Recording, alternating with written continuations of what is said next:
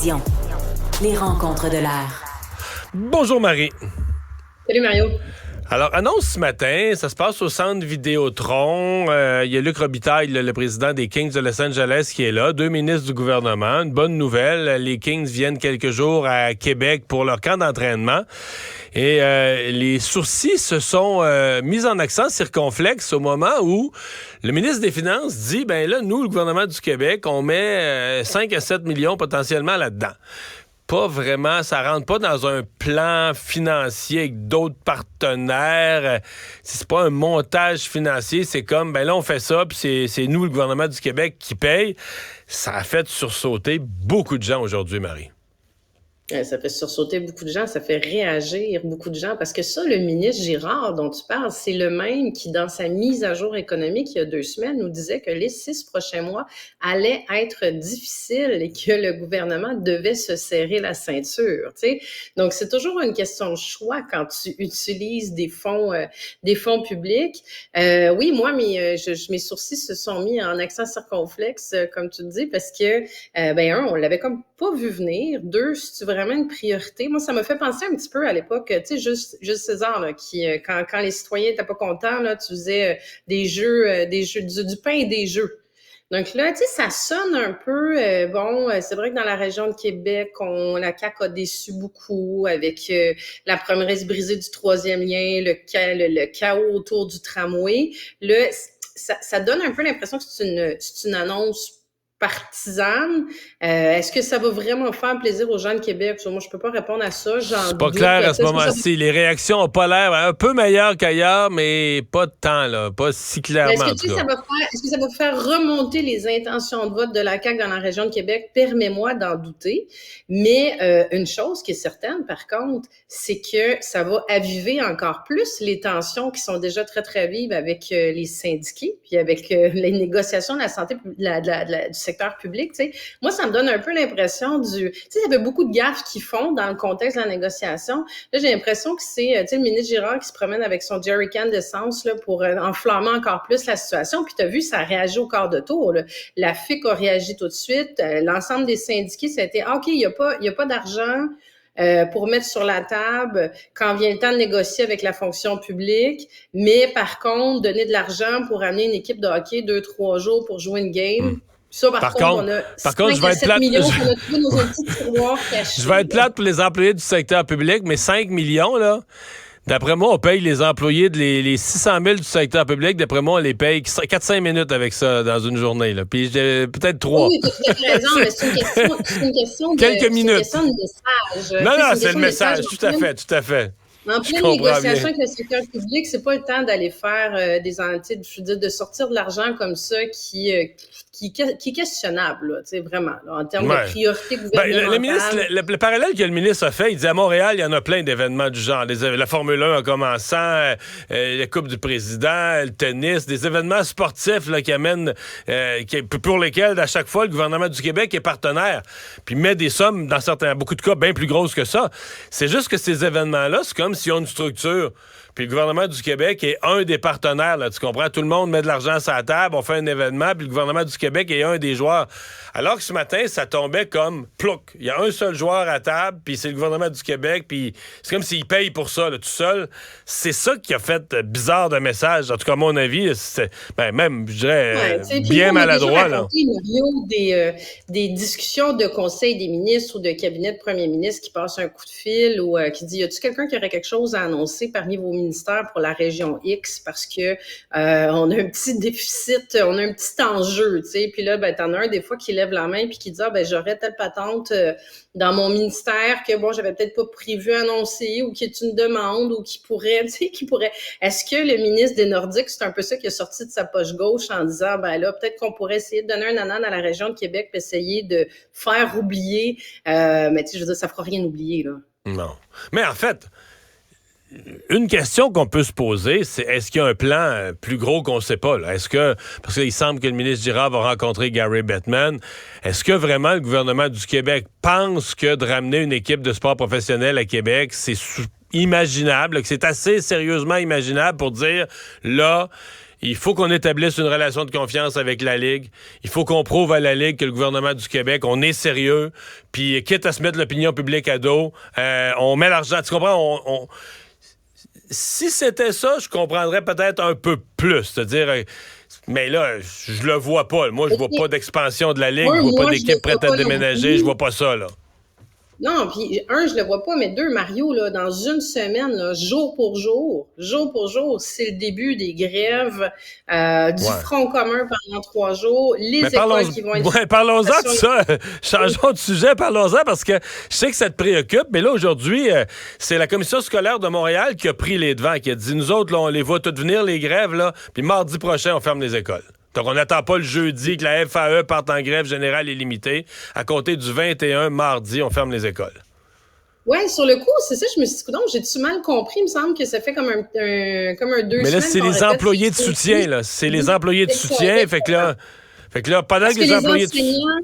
C'est le 23. Les enseignants font partie de la FAE, donc c'est à partir de jeudi. Puis le personnel de soutien, puis les professionnels, eux, font partie du Front commun. Le Front commun, entre autres, où il y a la santé, qui, eux, commencent leur grève le 21, le 22, dès mardi prochain. Donc, finalement, si t'as pas de personnel de soutien, les écoles vont fermer. Donc, conclusion, à partir de mardi prochain, il faut que tout le monde ait un plan B. Peut-être jusqu'à Noël, là. Peut-être jusqu'à Noël, peut-être plus longtemps, Mario. Tu sais, c'est une grève illimitée. Donc, j'ai pas de boule de cristal. Je peux pas te dire jusqu'à quand ça va durer. Le ministre de l'Éducation non plus. Moi, ce que je me demande, par contre, puis j'espère qu'on aura des réponses à cette question-là, c'est qu'est-ce qu'il a prévu, le ministre de l'Éducation? Parce que, tu sais, les professeurs, les enseignants sont tous unanimes sur une chose, c'est que le retard que les jeunes ont accumulé pendant la pandémie, il n'est toujours pas récupéré à ce jour. T'sais, ils disent que la croissance va mieux, qu'on approche de quelque chose, mais il y a toujours un petit retard qui est encore présent dans la façon d'apprendre, dans les structures, tout ça. Donc là, tu vas piler un retard supplémentaire sur des jeunes qui ont déjà de la difficulté. Je peux dire, le ministre Drainville, il peut pas arriver mardi prochain et faire « Oh, wow, on est en grève illimitée. » Il peut rien faire parce que là, c'est syndical. Dans la pandémie, les syndicats, les employés collaboraient, pouvaient faire de l'enseignement à distance, donner aux jeunes des devoirs, des travaux à la maison. Mais là, c'est zéro, là, c'est rien. Il n'y a même pas le droit de rien faire. C'est zéro. Là. C'est que les jeunes s'en vont chez eux. Il peut à tout le moins prévoir, pour des. Puis je comprends là que c'est pas le propre de tous les parents qui vont avoir la disponibilité puis le temps pour faire ça. Mais admettons là que ça se prolonge là, 1 semaine, 2 semaines, 4 semaines, 1 mois, 2 mois là. Est-ce qu'il y a, je sais pas moi, tu sais un peu genre un service d'allo-prof, tu sais du matériel qui peut être mis à la disposition. C'est des scabs, ça, Marie. Est-ce qu'on peut faire ça? C'est des scabs, ça? Le ministère de l'Éducation mais pas fournir des profs par allo-prof. Ce que je veux dire, c'est avoir au moins du matériel, tu sais, pour, je sais pas, apprendre à faire, tu sais, tes enfants, là, en première année, là, ils apprennent à faire des petites lettres, là, le A, le B, le C, là. Ça, je pense que, tu sais, t'es capable de t'asseoir avec ton enfant 5 minutes le soir, mais des fois, c'est juste d'avoir un petit matériel. En tout cas, tu sais, je peux pas croire que le ministère de l'Éducation n'a pas réfléchi à quelque chose qui peut être fait, pour essayer de pallier. Après, il y a peut-être rien qui peut être fait. Mais là, après, mettons qu'il y a 4-5 semaines de grève après pallier, là, ils voudront pas parler de ça maintenant, mais ça va être de voir où on reprend ces journées-là. Est-ce qu'on annule des pédagogiques? Est-ce qu'on reste les écoles ouvertes, par exemple, jusqu'au 5, 10, 15 juillet? C'est tout ça là, qui va être à reprendre, mais là, tu rentres dans... Même si t'annulais des pédagogiques, puis la semaine de relâche, tu sais, il reste pas 50 congés pédagogiques d'ici le mois de juin. Faudrait que tu reportes la fin. Mario, non, c'est ça. Puis c'est une situation qui creuse encore l'écart davantage entre le privé et le public. Parce que le privé, lui, a pas pâti là, de la situation de la pandémie. Là. Du jour au lendemain, bing, bang, boom, ça fonctionnait, puis c'était des cours en ligne puis à distance. Ces écoles-là sont pas en grève à partir de la semaine prochaine. Donc, le retard des élèves au privé, écoute, ils vont continuer leur année pédagogique comme n'importe qui, là. Oui, effectivement, c'est un point. Mais au primaire, il n'y en a pas tant que ça. Au secondaire, il y en a plus, mais effectivement, c'est un secondaire bon 4, point. Secondaire 5 qui ont des examens ministériels de fin d'année, par exemple, là, enlève Alors, un moi, mois ça m'inquiète beaucoup, beaucoup, Beaucoup. Hey, je vais t'entendre, il nous reste 2 minutes, sur le député Claude Surprenant. Je lui ai parlé là, cet après-midi à Cube Radio. Ça, c'est le député de la CAQ qui s'était fait mettre dehors par son parti parce que il y avait un problème dans son bureau de comté qui, au départ, avait comme passé sur son dos. Il y avait de l'argent qui avait disparu. Alors, on en parle aujourd'hui parce qu'après des années, on connaît la longueur de nos enquêtes et procédures judiciaires, mais l'attaché politique qui avait menti, qui avait tout orchestré, elle a plaidé coupable à des accusations de fraude et toutes sortes d'autres accusations. Maintenant, la question, c'est... Lui, tantôt, il me disait, Marie, c'est 8 années de sa vie qui sont gâchées. Divorce, éloigné de ses enfants.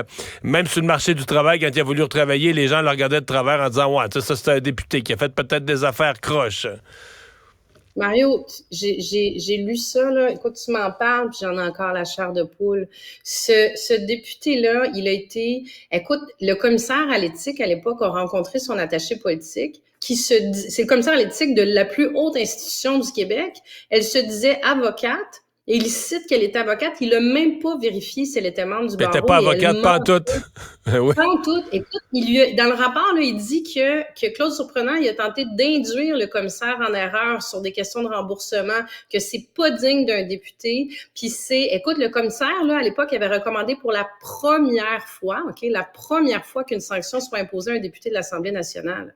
Ce gars-là, il a C'était basé, la crédibilité de l'attaché politique était largement liée au fait que c'est une femme fiable, c'est une avocate, mais elle l'était même pas, là, tu sais, fraude par-dessus fraude.